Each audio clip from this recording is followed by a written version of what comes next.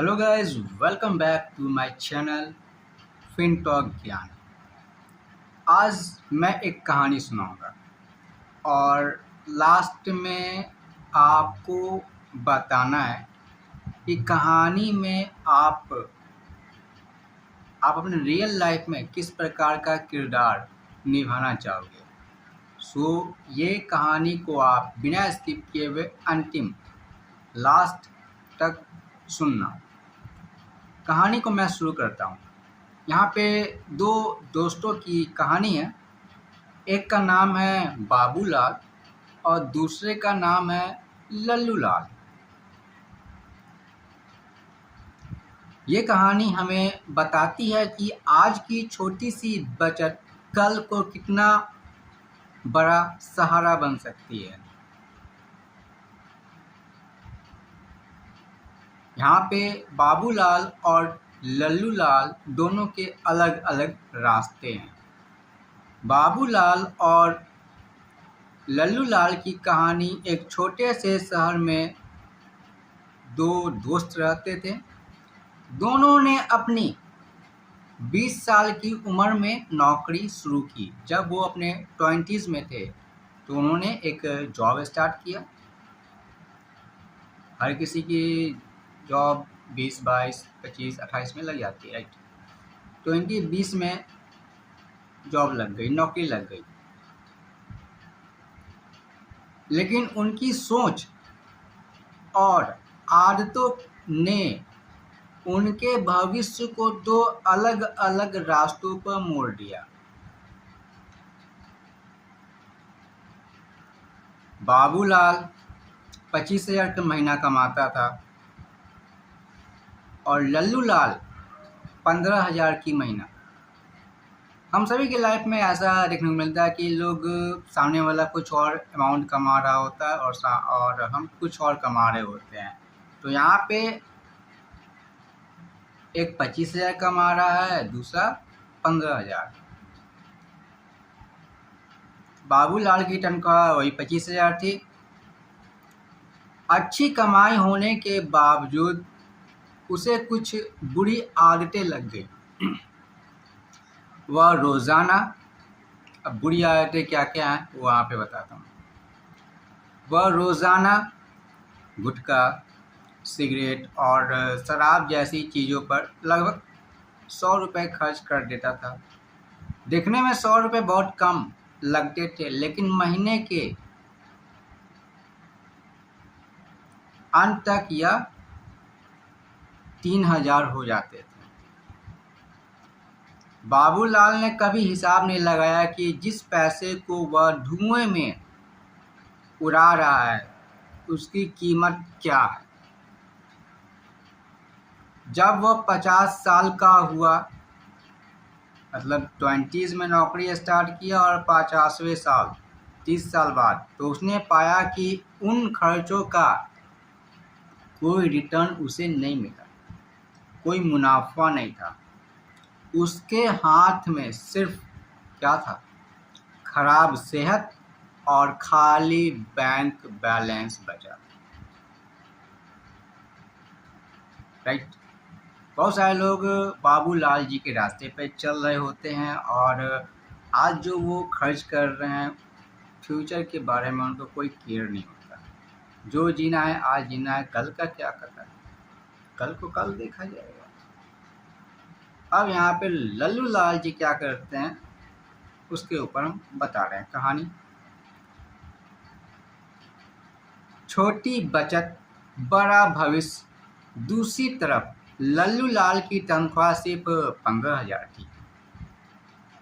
कम पैसे होने के बावजूद उसने भविष्य की प्लानिंग की। उसने तय किया कि वह हर महीने, अब बाबूलाल क्या करता था कि 3,000 रुपये महीने, अगर डेली 100 रुपये इन्वेस्ट कर रहा है तो महीने का वो 3,000 रुपये इन्वेस्ट कर देता था। कहाँ? खाने पीने, चबाने थूकने, राइट। लेकिन लल्लू लाल क्या करता था? ये बहुत बड़ा नाम लल्लू था, लेकिन लल्लू था नहीं, दिमाग से, अकल से ये नहीं था। वो क्या करता था कि दिमाग से खेलता था। वो 3,000 का गुटखा, सिगरेट, बीड़ी वगैरह वगैरह में ना खर्च करके वो क्या करता था, 2,000 रुपये वो इन्वेस्ट करता था कहाँ, स्टॉक मार्केट में।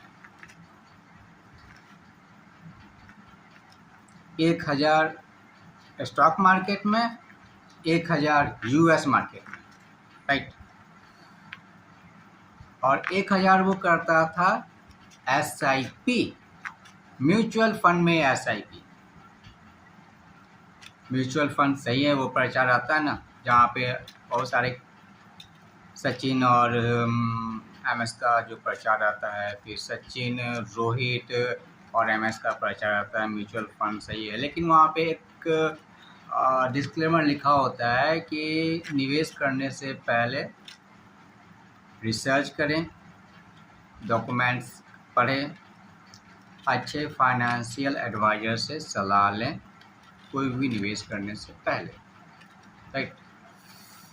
तो लल्लू लाल ने अपनी ज़रूरतों को कम किया और अनुशासन के साथ 30 साल तक निवेश जारी रखा, राइट।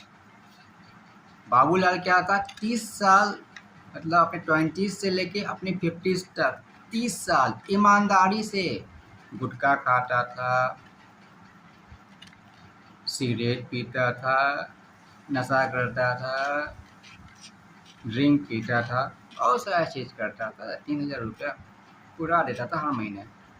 लेकिन बाबूलाल से विपरीत लल्लू लाल क्या करता था, 1,000 स्टॉक मार्केट में, इंडियन स्टॉक मार्केट में, 1,000 यूएस के स्टॉक मार्केट में और 1,000 का म्यूचुअल फंड में SIP 30 साल तक लगातार किया। दोनों बाबूलाल और लल्लू लाल दोनों 3,000 रुपये महीना, एक खर्च कर रहा है और एक इन्वेस्ट कर रहा है। दोनों का माइंडसेट अलग अलग है, राइट। अब 30 साल बाद क्या चमत्कार होता है देखते हैं। लल्लू लाल 3 जगह निवेश किया, 1,000 तीनों जगह, स्टॉक मार्केट में, इंडियन स्टॉक मार्केट में, दूसरा यूएस स्टॉक मार्केट में, तीसरा म्यूचुअल फंड में। तो यहाँ पे हम देखेंगे म्यूचुअल फंड का क्या रिटर्न उसे बना लल्लू लाल को। कागज़ के अनुसार अगर हम 15% एनुअली रिटर्न मानकर चले तो लल्लू लाल की सिर्फ 1,000 वाली SIP का जादू कुछ ऐसा रहा। हर महीने 1,000 30 साल तक जमा किया, कितना जमा होगा, कुल जमा राशि 18 लाख रुपया। CAGR कितना, 15% माना गया, एज्यूम किया गया। हालांकि 30 साल में ये 18% भी कभी कभी देखने को मिलता है। कई म्यूचुअल फंड के पास्ट रिकॉर्ड के अनुसार वो देखने को मिलता है कि 15% से ज़्यादा भी रिटर्न मिले हैं लोगों को एनुअली। एस्टिमेटेड रिटर्न यहाँ पे 3,32,49,103 रुपया, 3,32,49,103 रुपया। अब उस फंड का टोटल वैल्यूएशन क्या होगा, 18 लाख का निवेश और 3,32,49,103 रुपये का अनुमानित रिटर्न। तो टोटल फंड का वैल्यू हो गया 3,50,49,103 रुपये। मतलब देखा जाए तो 3.5 करोड़ रुपए सिर्फ 1,000 रुपये से। और यह तो सिर्फ उसकी 1,000 वाली SIP का नतीजा था। इंडियन स्टॉक मार्केट जहाँ पे वो 1,000 निवेश कर रहा था, दूसरी ओर यूएस का स्टॉक मार्केट,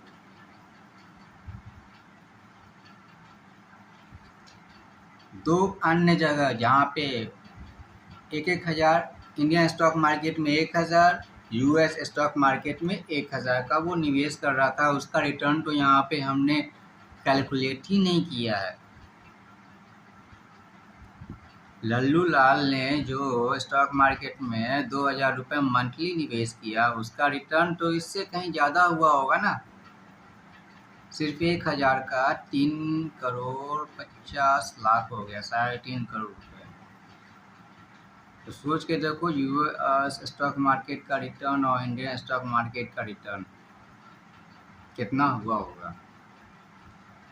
यह कहानी हमें यह सिखाती है कि पैसा कमाना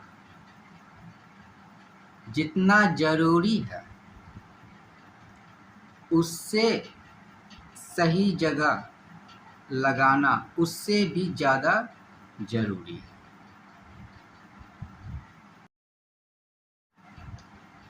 जहाँ बाबूलाल ने अपनी आदतों की वजह से करोड़ों रुपए और अपनी सेहत खो दी, वहीं लल्लू लाल ने अपनी कम तनख्वाह में भी अनुशासन दिखाकर अपने और अपने परिवार के लिए एक शानदार भविष्य तैयार कर लिया।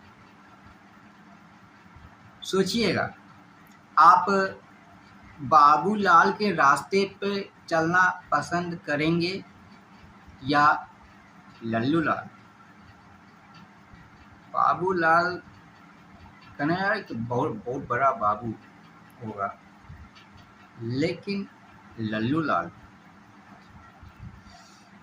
आई होप इस कहानी से आपको कुछ नया सीखने को मिला होगा।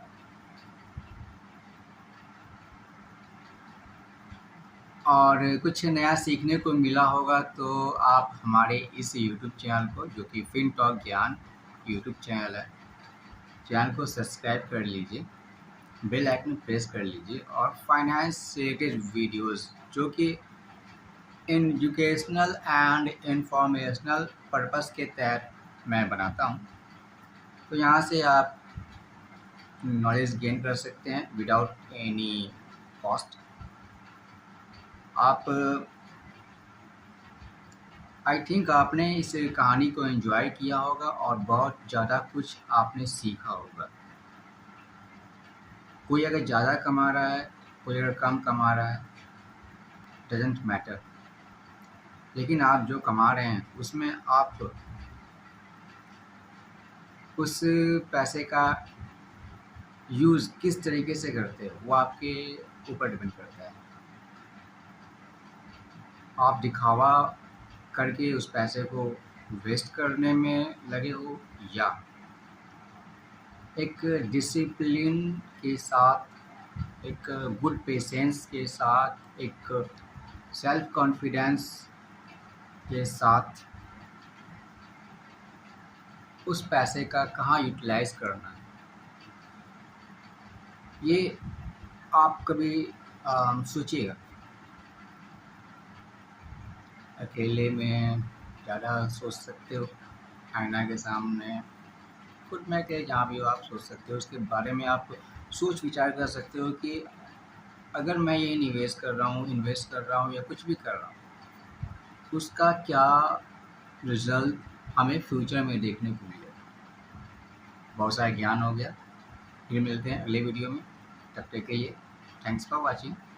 जय श्री श्याम।